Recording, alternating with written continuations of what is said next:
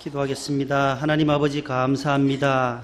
귀한 우리 안수 집사님들, 늘 교회를 위해서 충성하는 귀한 기관장들입니다. 하나님 아버지 권사님들과 우리 안수 집사님들의 모든 헌신과 충성을 받아주시고 오늘 찬양하신 우리 안수 집사님들 영육을 더욱더 강건하게 하시며 교회 중심에 서게 하시고 말씀에 늘 순종하며 하시는 모든 사업과 일들이 형통하게 하여 주옵소서. 또 시온 찬양대 찬양 참 좋으신 주님 귀하신 나의 주 주님을 찬양했습니다. 하나님 우리 영혼의 찬송이 될 수 있도록 축복 나려 주시고 지휘자와 대장님 반주자 모든 대원들 열심을 다하여 충성할 때마다 하나님께서 늘 기쁨이 넘치게 하여 주옵소서. 우리가 주님의 뜻대로 살지 못한 것 회개합니다. 주여 용서하여 주시고 지구촌이 중국 후베이성 우한 폐렴으로 인하여 불안과 두려움과 공포 속에 있습니다. 이 전염병이 더 이상 확산되지 않도록 주여 이 감염증에서 우리를 자유함을 주옵소서. 대한민국을 불쌍히 여겨주시고 하나님을 두려워하게 하시며 창조의 질서를 따라 순종하며 나아가는 지구촌이 되게 하여 주옵소서. 이 시간 마음의 문을 활짝 열고 주의 음성 듣기를 원합니다. 주여 말씀하여 주옵소서. 예수님의 이름으로 기도하옵나이다. 아멘. 2월 첫 주일입니다. 옆에 분과 인사합니다. 샬롬, 잘 오셨습니다. 한 주간 잘 지내셨지요?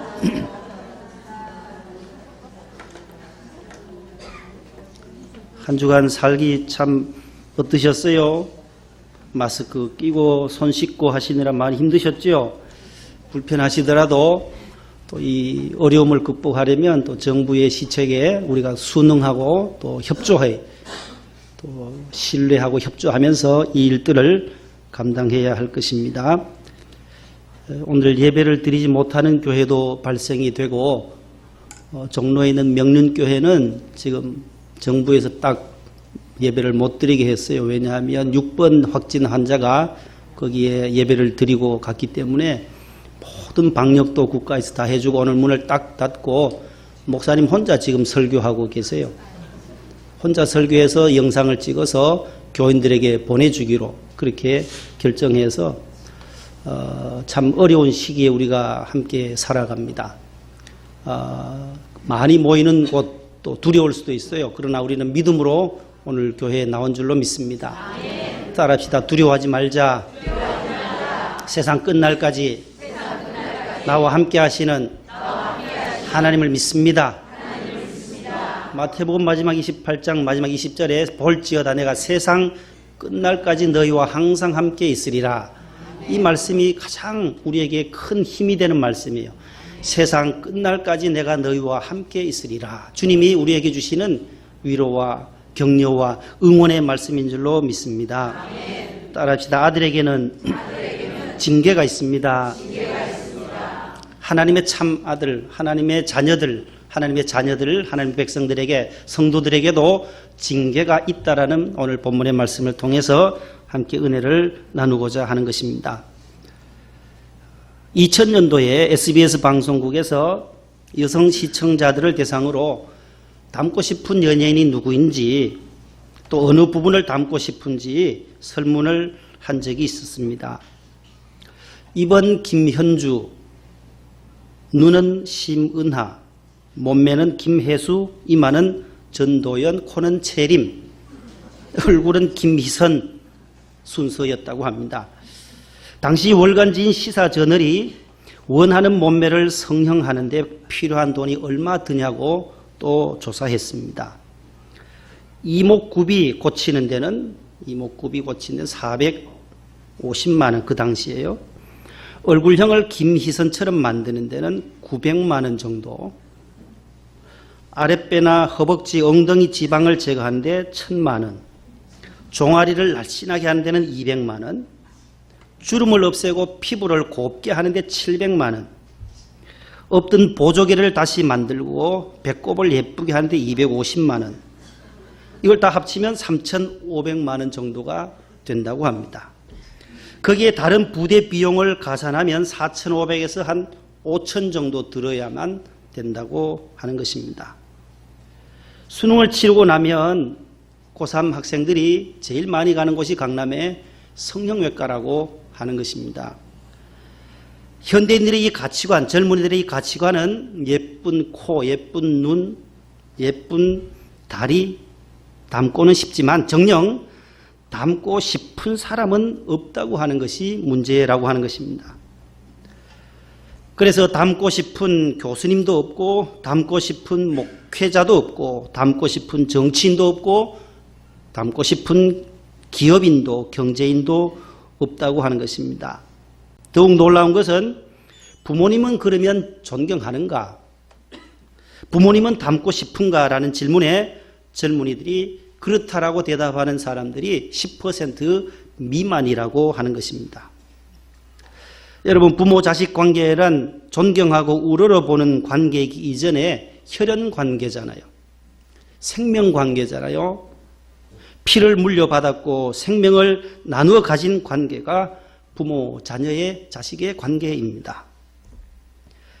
그럼에도 불구하고 존경할 수 없고 공경하지 않고 싶다, 닮고 싶지 않다고 하는 것이 문제입니다. 스승과 제자의 관계도 마찬가지입니다. 스승에 대한 존경심이 없이는 학문이 성립되지를 않잖아요. 청춘의 푸른 꿈을 안고 독일 유학길에 오른 한 젊은이가 있었습니다. 좋은 독일의 명문대학에 입학해서 유명한 명교수의 지도하에 박사 과정을 밟기 시작합니다. 지도 교수님의 학문 방법과 자신이 평소에 생각하는 학문 방법이 달랐습니다. 문제는 학위 논문에서 시작이 됩니다. 그는 교수님의 그 지적, 교수님의 지도가 마음에 들지 않는다고 해서 반대 의견을 개진하고 제시하다가 결국 지도 교수의 반대로 논문 제출을 해보지도 못하고 5년간, 6년간의 수고가 수포로 돌아갔다는 것입니다. 신앙생활을 학문과 비교하는 것은 바람직하지는 않지만 이치는 비슷합니다.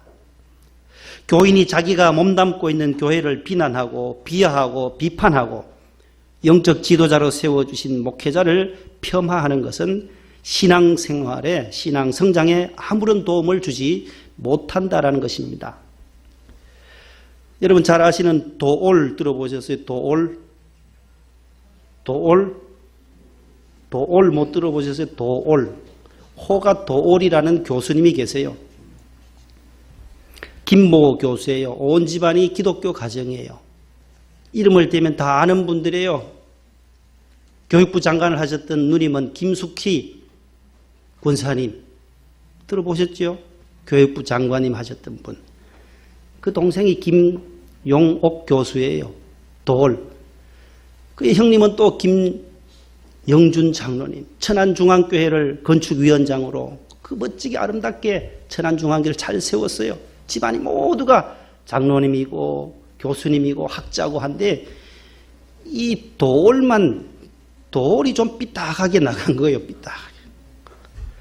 그 옛날에 모두 예수 잘 믿던 사람들이었는데 신학교를 또 나왔어요. 한신대학이라고 하는 한신대 신학과를 공부를 했던 사람이에요.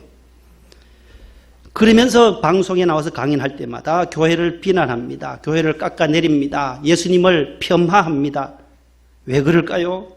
그가 예수님을 제대로 믿고 구원의 체험이 있고 중생한 사람이라면 그러지를 못할 것입니다마는 교회만 드나들었기 때문이고 교회 물만 조금 먹었기에 그런 사람이 되고 말았던 것입니다. 왜 머리 탁 밀고 왜 나와서 강의하는 거 못 들어보셨나요? 그 사람이에요. 교인은 교회를 사랑하고 자기가 다니는 교회를 스스로 지켜야 하는 것입니다. 자녀가 부모님을 존경하고 그 가르침을 따라야 하듯이 이것이 인생의 정도인 것입니다. 여기서 이탈하면 걷잡을 수가 없는 것입니다. 오늘 본문은 두 아들에 관하여 주시는 교훈의 말씀이 나옵니다. 오늘 본문에는 두 아들이 나와요. 어떤 아들이냐 따라합시다. 사생자와 친아들, 참아들, 지난 성경에는 참아들, 사생자와 사생아와 참아들을 비교하고 있어요. 우리 8절을 한번 앞에 나오는데 같이 읽어보겠습니다. 시작. 징계는 다 받는 것이거늘 너에게 없으면 사생자, 친아들이 아니니라. 아멘. 자, 너희가 징계가 없으면 사생자다. 하나님의 친아들이 아니다. 여기에 사생자라고 하는 이 단어는 정상적인 부부 생활, 결혼을 해서 정상적인 결혼식을 올리고 부부 생활을 하면서 낳지 않은 아들이라는 거예요. 비정상적 결혼 생활을 통해서 태어난 아들을 사생자다. 그 다음에 친아들이 나와요. 정상적인 결혼 생활을 통해서 낳은 아들을 친아들, 참아들이라고 말하는 거예요. 사생자는 법적인 권리가 없습니다. 유산 상속도 안 되고 정상적인 방법으로는 동사무소에 가서 호적에 올릴 수도 없는 것입니다. 그러나 친아들, 참아들은 상속도 가능하고 법적인 보호도 받게 되는 그런 아들이 친아들이라고 말씀하고 있습니다. 오늘 본문 7절 상반절 앞에 나올 건데 같이 읽어봅니다. 너희가 시작. 너희가 참음은 징계를 받기 위함이라. 하나님께서 우리를 누구와 같이 대우하신다는 거예요? 아들과 같이 대우하신다. 이게 은혜라는 거예요. 저와 여러분들을 하나님께서 우리가 죄의 종이었고 마귀의 자녀였잖아요.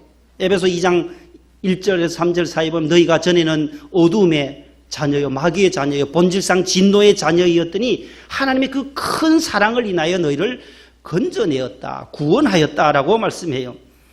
우리를 사랑하셔서 구원해 주셨고 양자를 삼아 주셔서 그 아버지를 향하여 따라합시다. 아바 아버지. 아빠 아버지라고 부를 수 있는 특권을 주셨다라는 거예요. 그 아바라고 하는 그 아람어는 아빠라는 단어예요. 아빠, 아바 아버지. 아기가 엄마 아빠 할 때 그 아빠와 발음이 똑같아요. 아바 아버지, 아빠 아버지라는 거예요. 우리가 하나님을 향하여 아빠 아버지, 아바 아버지라고 부를 수 있는 것, 이것이 바로 가장 큰 특권인 줄로 믿습니다. 하나님의 아들 예수님이 십자가에서 우리를 구속해 주시고 속량해 주신 그 은혜로 말미암아 우리가 양자가 된 것입니다. 1934년 7월 25일 경기도 수원시 한 시골에서 한 소년이 태어납니다. 집이 너무나도 가난했어요. 제대로 공부도 못하던 그 소년은 6.25 전쟁 때에 미군 부대에서 심부름도 하고 미군들 구두도 닦아주다가 믿음의 좋은 미군을 만나게 됩니다. 그 미군이 믿음의 군인이 그의 아들로 입양해요. 이 소년을 입양합니다. 미국으로 들어가게 돼요. 이 소년을 지극정성 양육해서 대학을 보냅니다. 밥 존스 대학이라고 하는 밥 존스 유니버시티 좋은 대학에 입학시키고 신학까지 마치고 목사 안수를 받게 합니다. 훌륭하게 길러서 28세 때 한국으로 다시금 귀국하게 됩니다. 수원에서 다시금 개척교회를 세웁니다. 수원중앙침례교회를 세웁니다. 날로 부흥성장합니다. 선교방송국인 극동방송을 세웁니다. 그래서 전 세계에 복음을 전하는 목사님이 되셨습니다. 이 가난한 소년이, 길이 막혔던 이 소년이 그 믿음의 군인을 만난 것, 양부모를 잘 만나서 세계적인 인물이 된 것입니다. 그분이 바로 김삼환? 장환. 비슷해요. 우리 목사님하고 다 어려운 시절을 하나님이 그렇게 길러주시고 보호해주셔서 양아들 삼아주셔서 믿음으로 훌륭하게 기르셔서 국내에 들어와서 큰 일들을 감당하신 그때 28세 때 1961년도에 그 사건을 하나 영상을 보도록 하겠습니다. 수원에서 1961년도에 용인으로 어느 군인 청년이 날 찾아왔어. 우리 집에. 우리 동네 교회가 없는데 목사님 와서 교회를 하나 개척해달라 그러더라고. 그게 경기도 용인 포곡 완전히 시골 농촌인데 내가 갔어. 수원서 오토바이 타고 거기까지 가는데 한 1시간 10분 정도 걸릴 거야. 그때 포장도로가 하나도 없었어. 자갈길이지. 겨울엔 추워서 다 싸매고 거기 가서 1년 동안 개척을 해가지고 벽돌을 찍어서 청년들이 찍어서 조그만 예배당을 세워서 1년 가서 내가 사역을 해주고 그 후에 다 잊어버렸어.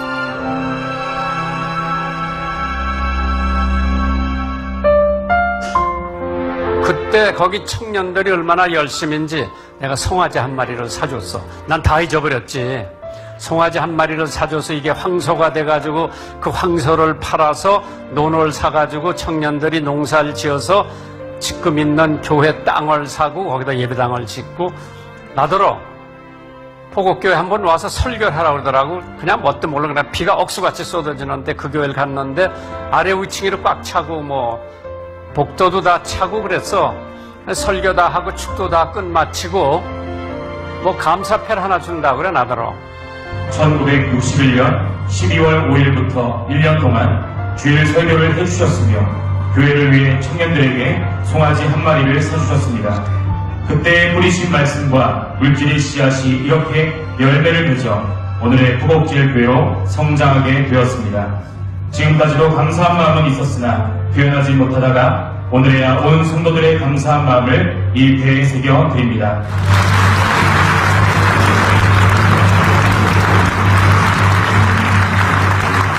그 다음에 나한테 사례금을 준다고 사진, 황소 한 마리 있는 사진을 주더라고. 그리고 봉투 하나를 주어서 우리 직원한테 주고 난 돌아왔는데 거기 안에 편지가 있는 거예요. 이제까지 감사를 못했는데 목사님 개척을 해주셔서 고맙다고 돈 1,000만 원이 들은 거야.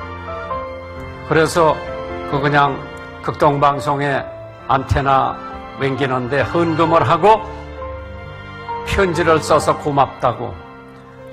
내가 뭐 그 사람들한테 고맙다고 하는 것을 표현받기 위해서 해준 것도 아니고 그때 어려운 학생들에게 장학금 주고 신학교 보내고 미국 유학 보내고 다 했는데 하나님께서 네가 해준 거는 잊어버리고 다른 사람들이 너한테 해준 거는 꼭 기억해라.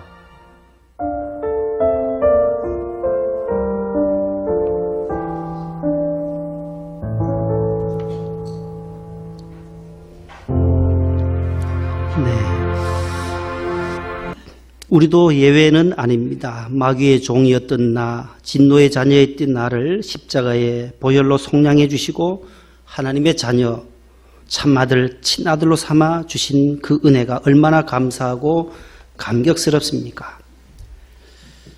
오늘 목사님의 영상을 통해서도 그 작은 황소 한 마리, 작은 일이었지만 점점 복음은 열매로 맺어지고 겨자씨 하나 많은 열매를 맺듯이 큰 열매를 맺게 된 것입니다. 그러나 오늘 우리는 여기서 한 걸음 더 깊은 곳으로 인도하고자 하는 것입니다. 구원받은 그것으로 끝나는 것이 아니라 오늘 6절 같이 한번 읽습니다. 시작. 주께서 그 사랑하시는 자를 그가 받아들이시는 아들마다 채찍질하심이라. 구원해 주시고 사랑해 주시고 하나님의 참 아들로 불러주셨는데 주께서 그 사랑하신 자를 징계하시고, 따라합시다. 징계하시고, 채찍질하시고, 꾸짖으시고, 연단하시고. 이 네 단어가 계속 오늘 본문에 반복돼요. 징계하시고, 채찍질하시고, 꾸짖으시고, 연단하시고. 자, 우리가 하나님의 백성들 된 것으로 만족되는 것이 아니라 여기서 더 한 걸음 더 깊은 곳으로 간다면 징계가 있다라는 거예요. 채찍이 있다라는 거예요. 7절 하반절 시작. 어찌 아버지가 징계하지 않는 아들이 있으리요. 8절 징계는 다 받는 것이거늘 너에게 없으면 사생자요 친아들이 아니니라. 이 세 구절을 종합하면 참 아들은, 친아들은 매를 때린다, 야단을 친다라는 거예요. 매를 댈 수밖에 없다라는 거예요. 그것이 없으면 참아들이 아니다라는 거예요. 참아들은 잘못하면 야단치고 때리고 가르칩니다마는 사생자는 그렇지 않다는 것이 오늘 요 세 구절의 핵심이에요. 잠언 23장 13절에도 말씀해요. 아이를 시작. 아이를 훈계하지 아니하려고 하지 말라. 채찍으로 그를 때릴지라도 그가 죽지 아니하리라. 내가 그를 채찍으로 때리면 그의 영혼을 스올에서 구원하리라. 아멘. 부모는 자녀를 잘못된 길로 가면 매를 듭니다. 회초리로 때립니다. 그의 영혼을 스올에서 지옥에서 건지기 위하여서. 시내의 모 상업고등학교 다니는 교사의 이야기입니다. 요즘 아이들이 얼마나 말을 안 듣는지 한번 야단치면은 그 잡을 수 없다는 거예요. 너 그러려면 내일 학교 오지 말라고 한마디 했는데 그 소리 듣고 이 아이가 그 다음날부터 학교를 오지를 않는다라는 거예요. 집을 나가서 가출을 해서 온 동네 다니면서 가발을 뒤집어 쓰고 학생이니까 이제 가발 덮어 써야 되니까 어른처럼 보이려고 해서 온갖 방탕한 짓을 다 하더라는 거예요. 그럼에도 불구하고 그 선생님은 찾아가지를 않는다는 거예요. 왜요? 자기 아들이 아니니까. 진정으로 참된 제자였다면 그렇게 그 한마디에 학교도 딱 끊고 다른 곳으로 가서 방황하는 것이 아니라 선생님 제가 잘못했습니다 하고 그 학교에 더 열심히 다녔어야 하는데 그러지 않으니까 찾아가고 싶은 마음이 없더라는 거예요. 고등학교 2학년을 둔 남학생 아들을 둔 우리 여집사님 한 분은 그래요. 이 아들이 엄마와 속상한 것이 있어서 아버지하고 관계 때문에 집을 가출을 나가서 가출 청소년들, 가출 패밀리가 있어요. 가출한 청소년들만 모이는 그곳에서 또 온갖 나쁜 일들을 행하는 것을 나중에서야 찾고 찾아도 22시간, 4시간 밤새 기다려도 돌아오질 않는 거예요. 이 아들이. 그래서 찾아 나서서 가니까 저 강원도 어디에 가 있더라는 거예요. 찾아가지고 멱살을 잡고 머리채를 끌고 이놈 아들아 하면서 끌고 왔다는 거예요. 와서 함께 울고 집에서 너 왜 그러냐 막 하면서 싸우고 붙고 울면서도 그래도 이 아들은 앙심을 품지 않아요. 왜요? 어머니니까. 앙심이 없어요. 거기서 풀어지더란 게 울면서 함께 대성통곡하고 그래 내가 잘못했다. 아니에요 어머니 제가 집을 나간 게 잘못했죠. 다시 품에 안고 서로 울면서 다 응어리가 풀어지더라는 거예요. 두 비유를 볼 때에 보세요. 선생님은 그 아들이 자기 아들이 아니에요. 이 어머니는 그 아들이 자신이 낳은 아들이니까 풀어지더라는 거예요. 여러분 오늘 본문에 아이를 훈계하지 아니하려고 하지 말아라. 채찍으로 그를 때릴지라도 그가 죽지 않는다라는 거예요. 부모는 자녀가 잘 되라고 때리지 죽으라고 때리는 부모가 어디 있겠어요. 자녀의 훈육을 위해서 매를 댄다라는 거예요. 하나님은 우리에게 때로 매를 대십니다. 채찍을 드십니다. 너 내 원하는 길로 왜 가지 않냐. 그 정도로 왜 가지 않냐 할 때 하나님은 인생 채찍을 드실 때가 있어요. 꾸지람도 주셔요. 채찍도 하세요. 또한 우리에게 징계도 하시고 때로는 우리를 아프게도 하고 연단하게 하신다는 거예요. 구약의 욥 보세요. 얼마나 많은 연단을 당해요. 그럼에도 불구하고 나는 내가 가는 길을 오직 하나님 그분이 아신다. 나를 이렇게 훈련하신다 하면 나를 더 훌륭하게 쓰고자 하는 계획이 있기 때문이라고 그는 믿음의 말로 이겨내고 있는 것입니다. 참 아들, 친아들, 우리는 하나님의 친백성이요 친아들인 줄로 믿으시기를 바랍니다.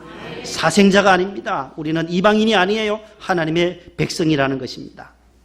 그게 두 번째로는 9절 말씀에 나와요. 따라합시다. 영의 아버지께 복종하며 살아야 합니다. 9절 한번 다 같이 읽습니다. 우리 시작. 우리 육신의 아버지가 우리를 징계하여도 공경하였거든 하물며 모든 영의 아버지께 더욱 복종하며 살려 하지 않겠느냐. 5절 내 아들아 주의 징계하심을 경히 여기지 말며 그에게 꾸지람을 받을 때에 낙심하지 마. 아멘. 여기 보면 육신의 아버지, 영의 아버지가 대조적으로 나와요. 내 아들아 주의 징계하심과 채찍을 꾸지람을 경히 여기지 말아라. 가볍게 여기지 말아라. 꾸지람 받을 때에 낙심하지 말아라. 낙심하지 말아라. 성경에 얼마나 많이 나옵니까? 낙심하지 말라는 것이. 고린도후서 5장 1절에 보면 너희가 직분 받은 것을 직분 감당할 때에 낙심하지 말아라. 8절 이하에는 사방으로 우겨싸움을 당하고 답답한 일을 당할 때도 절대로 낙심하지 말아라. 16절 이하에는 겉사람이 점점 낡아지고 후패해져도 속사람이 날로 새로워지기 때문에 낙심하지 말아라. 오늘 여기도 보면 꾸지람을 하나님께 당할 때에 낙심하지 말아라. 너희가 포기하지 않으면, 낙심하지 아니하면 때가 이름에 거두리라고 갈라디아서는 또 말씀합니다. 10절 말씀 또 한번 읽어보실래요? 10절 11절. 그들은 시작. 그들은 잠시 자기의 뜻대로 우리를 징계하였거니와 오직 하나님은 우리의 유익을 위하여 그의 거룩하심에 참여하게 하시려니. 징계가 당시에는 11절 시작. 징계가 당시에는 즐거워 보이지 않고 슬퍼 보이나 후에 그로 말미암아 연단받은 자들은 의와 평강의 열매를 맺느니라. 할렐루야. 의와 평강의 열매를 맺게 하시려고. 그 앞에 10절에는 우리의 유익을 위하여, 나의 유익을 위하여 하나님은 징계도 하시고 때로 꾸지람도 하시고 때로 채찍도 드신다라고 말씀해요.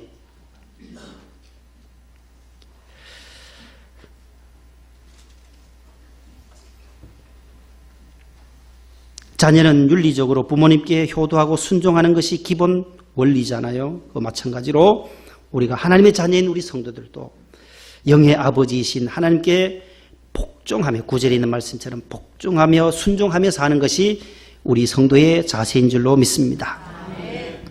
요즘에는 좋은 약들이 참 많죠. 한 60년, 70년대 저희들이 어릴 적 자랄 때도 면사무소나 큰 동네 아니고는 약국이 별로 없어요. 병원도 별로 없고, 병원도 예처읍까지 나와야 돼요. 병원 가려면 20km를 나와야만 병원이 있었어요. 약방이 있었어요. 약방. 그리고 이현식 장로님이 하시던 약방이 저희 동네 아랫동네에 있었어요. 그때는 뭐 설사가 나고 하면은 약들이 잘 듣지도 않고, 요즘은 뭐 설사 뚝 하면은 뭐 약 하나 먹으면 뚝 설사도 배탈도 멎어지는데, 설사가 여름철 상한 음식을 먹고 나면 배탈이 날 때 저희 어머님은 그 쓴 익모초 들어보셨나요? 익모초. 쓰디 쓴 그 즙을 짜요. 즙을 짜서 먹이는 거예요. 코를 틀어막고 마시라고. 아유, 안 마시겠다고. 마시라고. 왜 저희 어머님은 쓰고 쓴 그 약을 자꾸 저에게 마시게 할까요? 마시고 이놈아 기절해라. 기절시키려고 먹일까요? 왜 그럴까요? 빨리 배탈을 낫게 하려고, 설사를 멈추게 하려고 먹이는 거예요. 여기 보세요. 오늘 11절에 징계가 당시에는 즐거워 보이지 않고 슬퍼 보이나. 그 쓴 약, 아이고, 먹을 때는 얼마나 슬프고 이거 괴롭냐 말이에요. 괴롭지만은 먹고 나면 그 괴로움을 빨리 없애주기 위해서 먹이는 거지, 우리에게 고통을 주고 기절시키려고 주는 약이 아니더란 말이에요. 우리가 육신의 아버지, 부모님도 우리에게 그러하듯이 영의 아버지는, 하나님의 아버지는 저와 여러분들의 모든 투적을 다 보살피시고 기억하시고 세밀하게 관찰해 주시는 하나님이세요. 이것을 우리는 믿어야 하는 것입니다. 나의 모든 앉고 일어섬을, 시편 138편은 우리가 앉고 일어서고 누워 자고 깨우고 일어나는 것 다 주님께서 간섭하심이라고 말씀해요. 우리가 이 한순간도 우리가 한 주간도 우리가 은혜로 살았잖아요. 이 많은 전염병 속에서 우리가 전염되지 아니하고 오늘 건강하게 주의 성전에 나올 수 있었던 것, 오늘 나가지 말까? 안 나오고 싶은 마음들도 생길 것. 오늘 이렇게 비상사태인데 이 마음, 두 마음이 갈등이 생겼을 거예요. 교회가 가장 큰 타격이 될 수도 있어요. 큰 교회, 특별히 본당은 더 할 수도 있어요. 많은 사람이 더 많이 오기 때문에. 적은 교회는 좀 덜한다 하더라도 그런 두려움들이 다 있어도, 여보 내일 내 마스크 쓰고 설교할까? 무슨 소리 하냐고 집사람이. 마스크 벗고 하라고 말. 교인들은 마스크 써도 돼요. 눈 나쁘니까 실형하면 안경 쓰듯이 귀로 들으면 되니까 마스크 써도 돼요.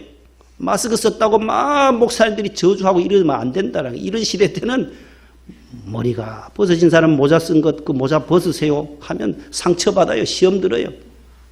그래서 마스크 쓰고 지금 예배 드리는 분에게 제가 아무 말 못 하잖아요. 그대로 괜찮아요. 그대로 받아들인 거예요. 모두가 이러한 기본 수칙들을 잘 지키면 이 어려움도 우리가 극복하고 이겨내고, 이 전 세계가 지금 지구촌이 몸살을 앓고 있어요. 미국은 미국대로 어렵고, 독감이 와서 미국도 8,200명이나 사망했대요. 난 오늘 들었어요. 오늘 우리 안수 집사님 한 분이 미국 가려고 했는데 권사님은 먼저 가 계세요. 아틀란타 1월 달에 가셔가지고 한 달 있다가 따님 집에서 2월 말에 들어오시려고 했는데 좀 기다리라고 오지 말라고 미국이 지금 독감으로 인해서 8,200명이나 생명을 앗아갔다. 전 세계가 지금 중국은 중국대로 전염병으로 코로나 바이러스로 인해서 우리가 그래도 메르스라든지 이런 사스 이런 신종 플루가 다 지나가서 그래도 이만한 대응을 할 수 있지 갑자기 이것이 찾아왔다면 어떻게 됐겠어요? 오늘 보니까 또 3명이 또 이렇게 돼서 한 15명이 확진, 어제까지 11명인가 2명이었는데 조금 좀 늘어나는데 이것도 빨리 하나님께서 우리 모두가 국민들이 협조하고 마스크 끼고 또 손 씻으라면 손 씻고 평생 안 씻던 것 한번 씻어 보시면 되죠. 30초 엄청 시간이 길어요. 한 5, 6초 씻으면 딱 끝나는데 30초 정도 씻으라니 그대로 따라가야 돼. 마스크 끼라면 끼고 문 닫는 교회 보세요. 정부에서 다들 하니까 예배도 못 드리잖아요. 우리는 얼마나 감사해요. 그래도 건강하게 나올 수 있었던 거. 하나님이 안 도와주시면 할 수가 없어요. 하나님의 은혜로 이 모든 고난의 과정들이 속히 수습되고 중국도 선교사들을 다시 받아들일 수 있도록 선교사들 다 추방하고 복음을 다 교회를 문 닫으니 하나님이 또 이렇게 가만두시지 않는 것 같아요. 보니까 교만하던 저 마음들을 다 겸손하게 해서 중국 땅도 복음하듯 전부 다 여기 집사님 친척들 다 추방돼 왔어요. 본당에도 중국 선교사들 다 쫓아보내요. 지금 시진핑 복음을 못 들어 복음을 막으니까 말이죠. 어떻게 되겠냐 말이죠. 전 세계에 나가 있는 선교사들을 위해서도 우리가 기도하고 해서 이 모든 어려움을 잘 극복하는 우리 모두가 될 수 있기를 축복합니다. 하나님 감사합니다. 우리의 이 어려운 시기를 잘 극복할 수 있게 하여 주시고 참아들 친아들은 징계가 반드시 있다고 했습니다. 하나님 아버지 우리에게 주신 이 징계 우리의 유익을 위하여 의와 평강의 열매를 맺기 위하여 주신다고 약속하셨사오니 하나님 아버지 이 모든 고난들을 잘 극복하고 이겨낼 수 있게 하시고 정부와 또 모든 의료진들과 이곳에 관련되어 있는 종사자들이 적극적으로 대응하게 하시되 특별히 우리 온 국민들도 적극적으로 신뢰하고 서로 협조해서 이 어려운 고난을 잘 극복하고 복음을 온 누리에 전파하는 우리 대한민국 되게 하여 주시옵소서. 예수님 이름으로 기도합나이다. 아멘.